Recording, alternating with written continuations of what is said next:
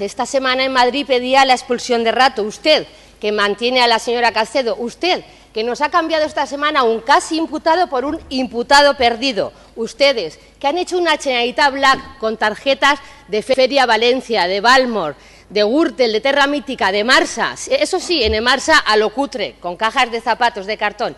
Más de 1 millón de euros en restaurantes, en hoteles de lujo con prostitutas, en bolsos de alcaldesa y otros lujos. Y pretenden que ese desmadre lo paguemos con recortes. Pretenden que en este momento tan complicado para muchas familias lo paguen ellas subiendo los recibos del agua, subiendo el canon de saneamiento en más de un 40%.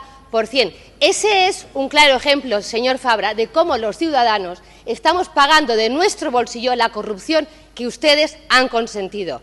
¿Va a hacer usted algo más, señor Fabra, o va a seguir protegiendo a los de la Generalitat Black?